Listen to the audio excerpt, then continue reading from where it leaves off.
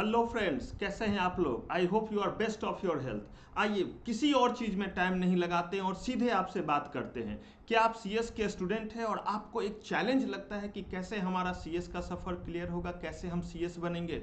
अगर ऐसा आपका क्वेश्चन है तो सब कुछ यहाँ पे हम रिजॉल्व करने जा रहे हैं। आखिर सीएस में चैलेंजेस क्या है, क्यों हमें लगता है कि सीएस करना बहुत आसान है। सबसे पहले अगर चैलेंज की मैं बात करूं तो क्या सीएस इंस्टीट्यूट ने कहा है कि हम जो है वो लिमिटेड रिजल्ट देंगे। बिल्कुल ही नहीं। सीएस इंस्टीट्यूट ने कहा है कि जो भी बच्चा 40% इंडिविजुअल और 50% जो है वो इन एग्रीगेट लाएगा, उन सारे लोगों को क्या बना दिया जाएगा, उन सारे लोगों को सीएस बना दिया जाएगा। तो फिर ऐसा क्यों होता है कि कुछ बच्चे पास, कुछ बच्चे फेल, और जबकि सही में बोलूं ज्यादातर बच्चे फेल और कुछ ही बच्चे जो है वो पास करते। तो स्टूडेंट फेल क्यों हो रहे हैं, ये बहुत ही जो है वो कहिए एक ऐसा क्वेश्चन जिसका जवाब खुद आपके पास है। यानी कि अगर आप चाहते हैं कि आप फेल ना हो तो सिर्फ ये गलतियां आपसे नहीं होनी चाहिए। मतलब कहा कि अगर आपके पास ये सारे इंफॉर्मेशन है तो आप सीएस में कभी फेल नहीं होंगे। रीजन मैंने आपको बताया, कोई लिमिटेड सीट नहीं है। जिनको भी 40% इंडिविजुअल पेपर में और जिनको भी 50% आएगा वो सारे बच्चे क्या होंगे, पास माने जाएंगे। तो सबसे पहला चीज रहता है कि हमें पता ही नहीं होता है कि सीएस का स्टैंडर्ड क्या है। स्टैंडर्ड का मतलब क्या है, स्टैंडर्ड का मतलब है कि हमने जिन चीजों को पढ़ा उसे किस स्टैंडर्ड तक पढ़ना चाहिए था। एक एग्जांपल ले, अगर हमने कंज्यूमर ही पढ़ा है तो कंज्यूमर अगर हम पढ़ रहे हैं तो कंज्यूमर को किस लेवल तक हमें जो है वो जानना है। अगर हमने पीआरआई और पीआरओआई जैसा चीज ही पढ़ा है तो किस लेवल तक हमें जानना है। अगर हमने कॉर्पोरेट रिस्ट्रक्चरिंग वर्ड ही बोला तो मतलब क्या है कॉर्पोरेट रिस्ट्रक्चरिंग का। अगर हमने टेक ओवर वर्ड बोला तो क्या टेक ओवर है और कहां तक टेक ओवर में पढ़ना है, क्योंकि साम्राज्य तो बहुत बड़ा है इन कोर्सेज का। तो हम कहां तक चीजों को पढ़ें। Friends, I am Pankaj Kumar, academic expert at Institute of Company Secretaries of India and Best Faculty Awardee from NIRC ICSI, Company Secretary in Practice, Chartered Securities and Investment from CSI London, MBA Finance and many more करेंगे बात। मैं आपको इन्हीं सारी चीज़ों के बारे में बताने आ रहा हूं। तो इसमें सबसे पहला चीज़ मैंने कहा, जानिए कंसेप्चुअल क्लैरिटी, और आपका रहना चाहिए विजन बिल्कुल क्लियर कि अगर हमें सीएस क्लियर करना है तो हमें उस स्टैंडर्ड से जो है वो पढ़ना पड़ेगा जिस स्टैंडर्ड से सीएस इंस्टीट्यूट हमसे पूछना चाहती है। हमारे स्टैंडर्ड के अकॉर्डिंग वो अपने स्टैंडर्ड को लेकर के आने वाले नहीं है। दूसरा चीज जो हमें नहीं पता होता है, क्वेश्चन फ्रेमिंग का स्टाइल। अरे भाई, क्वेश्चन आपसे पूछा गया है तो क्वेश्चन में ये तो देखिए, आपसे वन वर्ड में पूछा गया, शॉर्ट नोट्स पूछा गया, डिस्क्राइब पूछा गया, डिफाइन पूछा गया, briefly analyse, comment, procedure, distinguish, case law, situation based case law, practical, कैसे क्वेश्चन पूछे गए हैं। हमसे कुछ भी पूछा जाता है, हम एक ही स्टाइल में आंसर कर रहे होते हैं। बिल्कुल ही नहीं।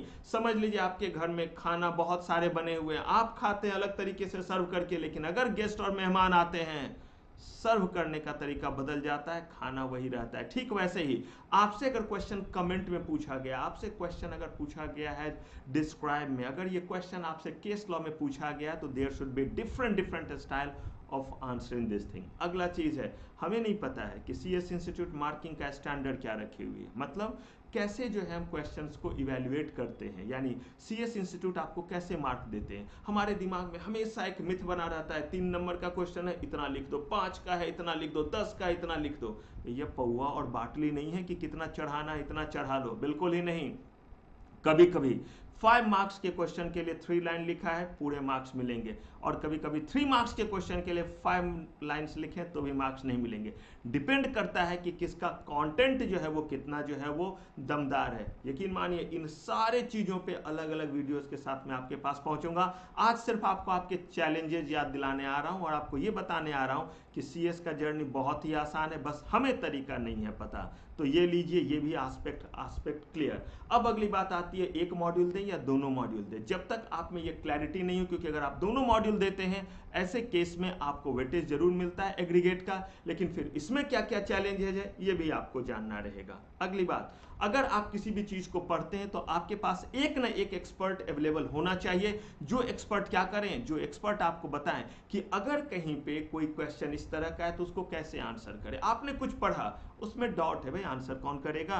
बस आपने जय माता दी, अल्लाह अकबर, वाहे गुरु दा खालसा, जीसस क्राइस्ट, जिस भी धर्म को मानते हैं, चीज़ों को पढ़ना तो शुरू कर दिया, आपने तो पता ही नहीं कि अब हमने ये जो पढ़ा इसमें ये जो कंसेप्चुअल क्लैरिटी चाहिए, अब इसके लिए किससे बात करूं? टीचर ने तो कहा भैया हम फ़ोन नंबर देते ही नहीं हैं, आपने ऑनलाइन लिया ऑफलाइन लिया, टाटा गुड बाय, हम आपको पहचानते नहीं हैं। तो ये सॉल्यूशन कैसे मिलेगा? बिना इसके एग्जाम नहीं क्लियर होना है। आप कहेंगे सर सिर्फ प्रॉब्लम गिनाओगे या सॉल्यूशन भी दूंगा ना सॉल्यूशन, पहले प्रॉब्लम तभी तो सॉल्यूशन। अब रेगुलर असेसमेंट आपका होना चाहिए, और रेगुलर असेसमेंट का क्या मतलब है? बहुत क्लियर सा मतलब है इस रेगुलर असेसमेंट का। रेगुलर असेसमेंट का मतलब है कि हमेशा टेस्ट आपका होना चाहिए, और आपका टेस्ट एक्सपर्ट इवैल्यूएट करे और आपको बताए कि कहां पे आपने गलती की है। अगर इस गलती को सही कर लेते हैं तो मार्क्स वुड बी 3 to क्या होता 5, ऐसा कर लेते तो ये 5 की जगह और ज्यादा हो जाता। अगली बात पे आते हैं, टाइम मैनेजमेंट। कितने देर पढ़ें, कैसे पढ़ें, रिवीजन कितने टाइम का करें। अगर आपने पढ़ना शुरू किया है तो क्या जिस तरह से जितने चीज़ों को अभी पढ़ रहे रिवीजन में भी उन्हीं चीज़ों को पढ़ें। एग्जाम के अंतिम रात में कितना पढ़ें, क्योंकि कुछ ऐसे टॉपिक होते हैं जिनको अगर आपने लास्ट मोमेंट पे नहीं देखा है तो you can not answer it. तो ऐसे केस में क्या करें, किस तरीके से आप उसको जो है वो आंसर करें। और बी हाईली मोटिवेटेड, बिल्कुल मोटिवेटेड रहिए, क्योंकि सीएस का सफ़र बहुत आसान है। मोटिवेशन लेवल हाई रखिए और प्रिपरेशन बिल्कुल सही तरीके से कीजिए। और किस तरीके से इन चीज़ों को करना है, तो मैं अगर एग्जैक्टली सम अप करूं तो ये सिर्फ 6 चीज़ आपके पास होनी चाहिए। Conceptual clarity, writing skill, regular assessment, और आपके पास फैसिलिटी होनी चाहिए talk to your expert directly, strategic time management और हाई लेवल ऑफ मोटिवेशन। आप कहेंगे सर अब बता भी दो कैसे होगा कंसेप्चुअल क्लैरिटी। तो मैं आपसे इस पूरे के पूरे सीरीज में फिर आऊंगा और एक एक एस्पेक्ट को लेकर के कि कंसेप्चुअल क्लैरिटी का क्या मतलब है। लेकिन याद रखिए, बिना इस बात को समझे हुए आप कहीं कोरिलेट नहीं कर पाएंगे कि आखिर सर ये कंसेप्चुअल क्लैरिटी हमें बता क्यों रहे। तो मिलते हैं नेक्स्ट वीडियो में। अगर अभी तक आपने हमारे चैनल को सब्सक्राइब नहीं किया है तो please subscribe our channel and don't forget to press the bell icon for getting the notification for our new videos। मिलते हैं नेक्स्ट क्लास में, तब तक के लिए टेक केयर, बाय बाय।